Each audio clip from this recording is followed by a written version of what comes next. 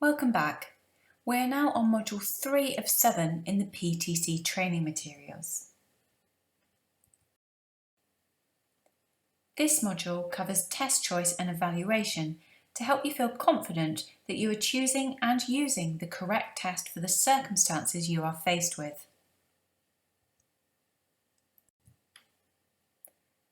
We will start by going into more detail about reliability and validity.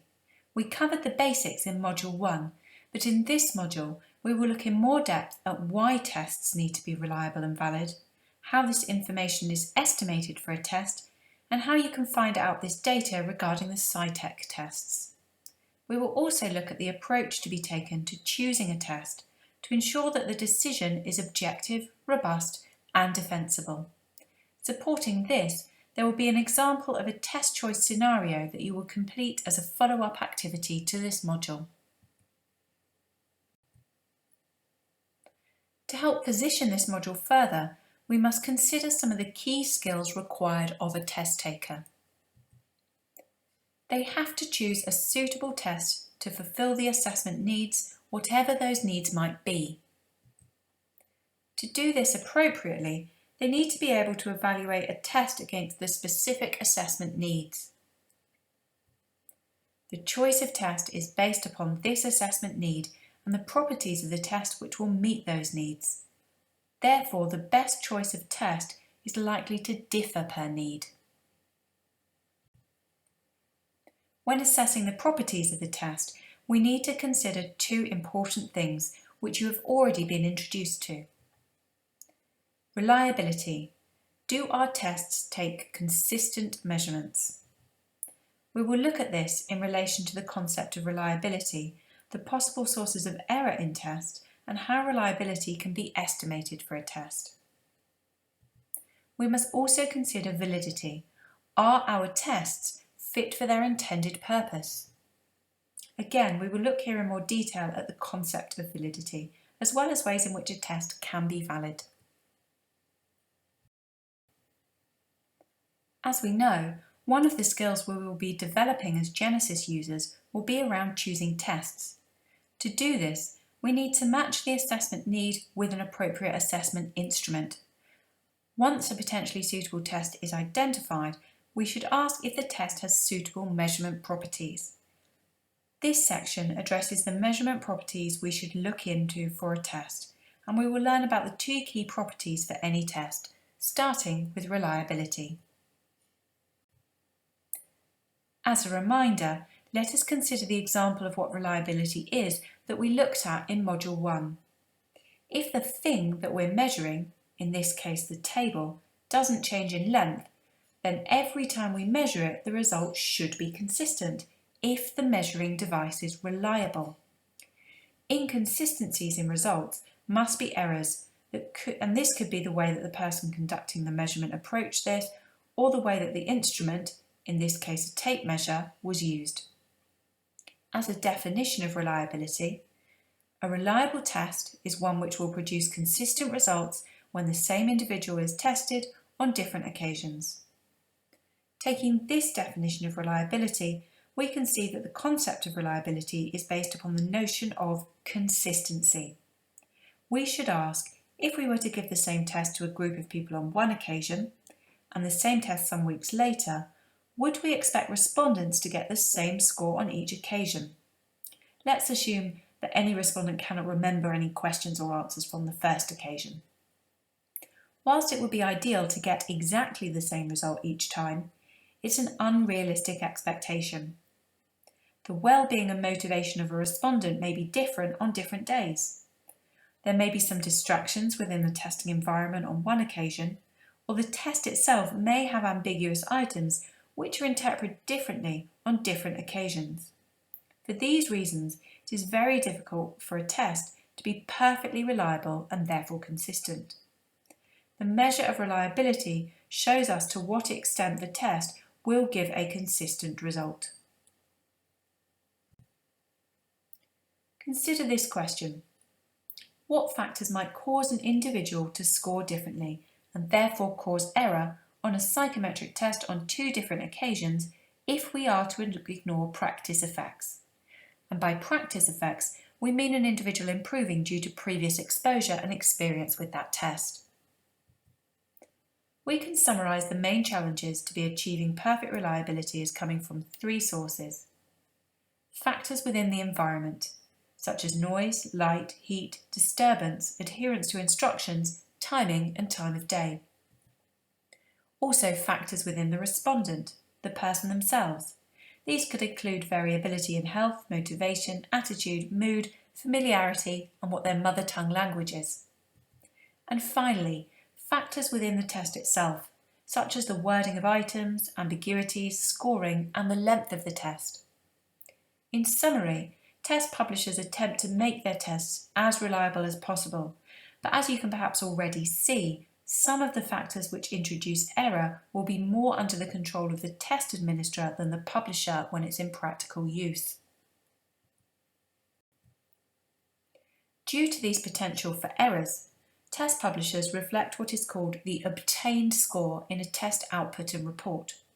This is a good estimate of what the individual's true score might be should they complete the test on different occasions. Here you can see how possible error in measurement is indicated in Genesis reports. The score is shown in a bar. This bar indicates the obtained score range that the individual is likely to achieve if they were tested again.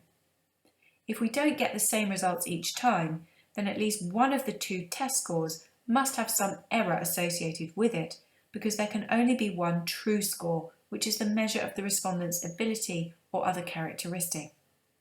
Thus, reliability may also be thought of in terms of the amount of error made by a test. The 2 main ways in which reliability is typically estimated are test-retest reliability, or stability, and internal consistency. Test-retest reliability is more or less what has been described already. If a person's score on one occasion of testing remains consistent when tested again on a second occasion, we say the test has high test-retest reliability. This is studied in practice by testing a group of people on a test at time 1 and again some weeks or months later at time 2. If the test is consistent in use over time and there is a suitable correlation between scores at time 1 and time 2, the test is said to have high test-retest reliability.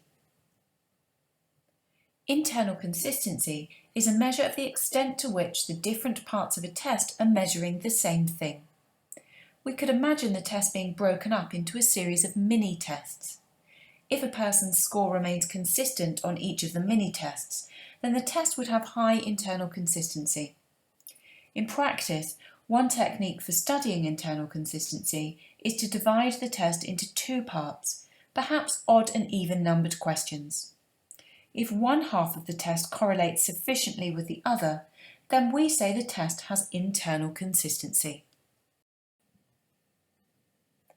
Test publishers research the reliability of their tests in a number of different ways, using a statistical technique called correlation and an output called a correlation coefficient. This technique expresses the degree of relationship between things as a number between 0 and 1. This can be shown in each direction, such as between 0 and +1 or between 0 and -1, dependent on the direction of the correlation. The closer the number to 1, the better the relationship. If 2 things are perfectly related, the correlation coefficient would be 1. The symbol for a correlation coefficient is expressed as an R value. When studying reliability, we seek suitable relationships to show evidence of adequate reliability, such as between scores at times 1 and times 2 for test-retest reliability. The question is, what constitutes a suitable correlation coefficient? One possible answer is from the British Psychological Society, the BPS, who offer guidance in this area. The BPS guidelines suggest we should look for reliability correlation coefficients of 0.7 or above for personality tests and 0.8 or above for ability tests. Genesis assessments are constructed to meet or exceed these standards. We will now look at examples of reliability data in the SciTech technical manuals, so you're comfortable with how this is presented and interpreted. As a reminder, the British Psychological Society's guidelines say that all ability tests should show reliability data of 0.8 or above. In practice, it is impossible to achieve a perfect correlation of 1 due to the potential for errors. We are pleased with the reliability data that our ability tests show, as they all exceed the BPS minimum requirements. As a reminder,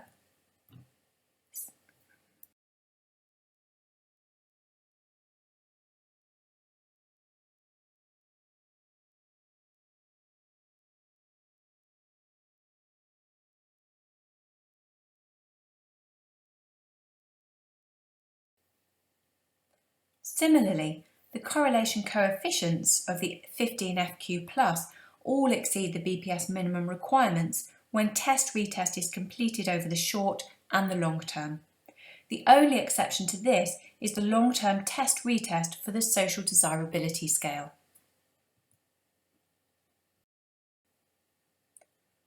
To summarise, reliability is about consistency and the amount of error made in measurement. Lots of sources of error can affect or potentially affect the reliability of a test. When we measure reliability, we look at test-retest reliability, the consistency of results over time, and internal consistency, the consistency between items within a test. Let us now move on to looking at validity in more detail. It is important to look at both reliability and validity together. This is because reliability only estimates if a test is measuring something consistently. It might be consistently measuring the wrong thing, which obviously isn't useful. So we also need to know whether a test is measuring what it is intended to measure, whether it is valid or not. We can say that a test is valid if it is fit for purpose. As we know, a valid test is fit for purpose. There are 4 ways in which we might consider a test to be fit for purpose, and therefore 4 different types of validity. These are face validity, that the test looks, on the face of it, to be fit for measuring what it is claiming it measures. Content validity, the content of the test is broad and deep enough to represent the ways in which the characteristic or ability measured manifests itself in the real world. Construct validity, whether the test is fit for measuring the psychological characteristic that the test intends to measure. And finally, criterion-related validity, whether the test is fit for the purpose of predicting some real-world measurable outcomes, such as job performance or tenure. It can be said that these first 2 forms of validity are minor, as they are subjectively measured. They are still important when it comes to the choice of test you want to use, so let us now consider the following examples of these types of validity to understand this in more depth. Face validity is the test user's assessment of if, on the face of it, the test appears to them, and more importantly, if it will to the respondent, fit for its described purpose. If the test appears obscure or unusual, there is a risk the respondent will feel unable to place their trust in the assessment. Thus, face validity is important for gaining respondent buy-in, and respondents may not buy into tests which have items that, on the face of it, appear irrelevant. As an example, this table shows items that appear on the California Psychological Inventory. This test has good levels of reliability and validity. However, if you were a test taker and you were requested to complete this test as part of a workplace assessment, would you feel comfortable with the responses to these items being used as part of a decision-making process? You might not, as they are not relevant to the workplace. That doesn't stop the tool being reliable and showing other forms of validity, but the lack of face validity here might preclude you from using it as a workplace assessment. Also, the use of a true or false scale can be off-putting to test takers, who often believe that sometimes they might have that preference and other times they might not. So such a dichotomous scale is not often acceptable to test takers. Compare the previous items to those shown on the occupational interest profile. These items have been specifically designed with the workplace in mind. Similar to the previous tool seen, the CPI, this test has good levels of reliability and validity, but the face validity here is higher compared to the CPI, as test takers are able to more directly see the relevance of this test if it is being used as part of a workplace assessment. Also, the response scale allows respondents to feel they are providing more of an accurate picture of themselves, rather than needing to simply choose true or false to a statement when often they want to respond with, "It depends." Moving on now to content validity. This is a subjective assessment of if the content of the test is broad enough and deep enough to assess the attribute in question.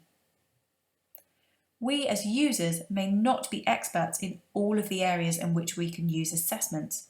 For example, how many of us would consider ourselves experts in mechanical reasoning? For that reason, content validity is usually a subject matter expert's view as to whether the content of the test is appropriate and whether it covers the range of the concept or attribute being tested. If the answer by the experts is that it is broad and in-depth enough to cover the whole range of the concept, then we can say that the test has concept validity. This is again, however, a subjective view. As long as good test design principles are being followed and the person or people designing the test understand fully the concept it is being designed to assess, content validity should be easy to achieve, and the use of tests from well-known test publishers usually assure us of this. Now on to construct validity. The question here is, does the test measure the particular attribute or ability that it claims to measure? For instance, does a test of mechanical aptitude measure mechanical aptitude? This is a very important form of validity because if, for example, we think we are measuring numerical ability because numerical skills are important for job performance, and it turns out the test is actually measuring something other than numerical ability, we could run into some difficulty. At first sight, it can be difficult to understand how that situation might arise. However, in constructing the test, if the author was not clear about how to effectively measure a particular characteristic, poor construct validity might occur. In one practical example, a test author, in attempting to develop a test of assertiveness, misunderstood how assertive behaviour might manifest itself in the real world. Questions were developed which focused more on aggression, and thus the resulting test had poor construct validity as far as assertiveness was concerned. So to have evidence that a test measures what it intends to measure, construct validity is very important. The evidence from construct validity is generally obtained by showing that the test itself correlates with another test that is measuring the same thing. You would expect two tests measuring numerical ability that are aimed at the same level and used with a similar norm would produce very similar results.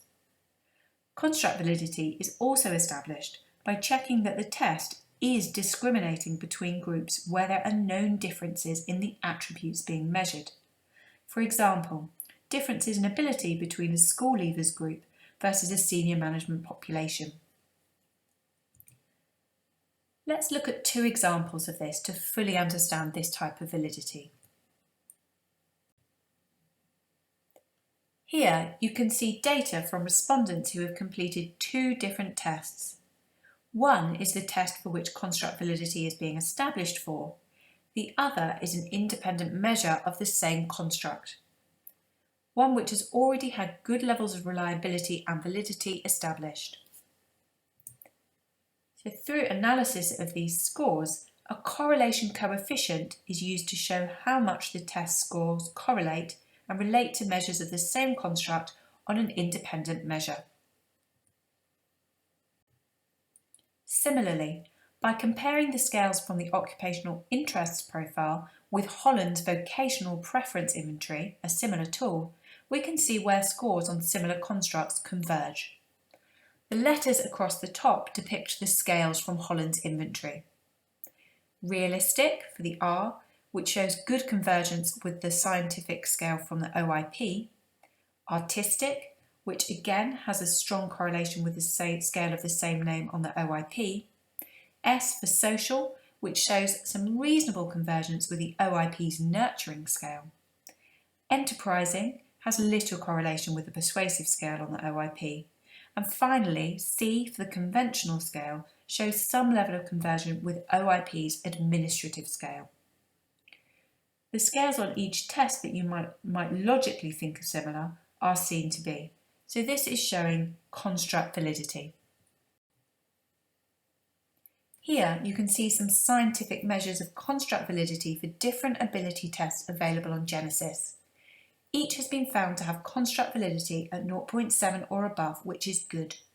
You will find this data along with other validity data in the test manuals for each of these tests. The second most important type of validity is the criterion-related validity. The question here is, can the test be linked to some real-world measurable outcome? For instance, could a test administered at selection be used to predict such criteria as length of service, or colleagues' rating of easy to get on with, or the number of units machined per shift? To use tests in this way, whilst requiring some degree of preparation and groundwork, can be a powerful approach. The basic principles of using tests in this way to establish a relationship between how people score on a test and how well they perform in some work-related role. So once that relationship is established, it can be used to predict job performance for subsequent test takers. Again, let's look at some examples of this. Take the example of service engineers in a leading international crane and heavy lifting equipment servicing company. They tested a sample of 46 service engineers on the GRT2 battery and on OP Pro. Their overall performance was rated by supervisors on a behaviourally anchored 5-point scale. Here we can see that verbal reasoning, VR2, from the GRT2 battery is found to be strongly related to rated performance. And the abstract reasoning, AR2, related moderately with the same. In a retail environment, a sample of 24 car dealership managers were assessed by their supervisors on a range of performance criteria. The correlations between their scores for these criteria, which were averaged to form a single competency rating, and their occupational personality profile dimensions are shown in this table. It can be seen that individually 3 scales from the OPP correlate with performance between 0.34 and 0.56. We can therefore conclude that these 3 OPP scales are fit for the purpose of predicting good performance in a retail staff, so we can say that the test has criterion validity. As a summary, validity is about the test being fit for purpose, and there are a number of different types of validity that we can look at.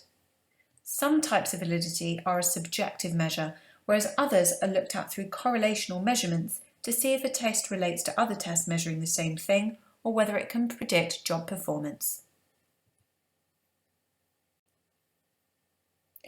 As discussed, choosing the right test for the right task by knowing what a test measures, who it is intended for, and how well it measures the attribute in question is an essential part of professional skills of a Genesis user. Each Genesis assessment has what is known as a technical manual. This is a document that describes a test, its theoretical basis, how it was developed, who it was developed for, as well as evidence of its reliability and validity. Genesis user manuals can be found under the System tab in the Setup area, directly on Genesys. And these user manuals can also be downloaded directly from the SciTech website. Now that we understand more about how to determine whether a test is well developed based on the reliability and validity data available, now let us look at the practical side of actually choosing a test for a specific purpose.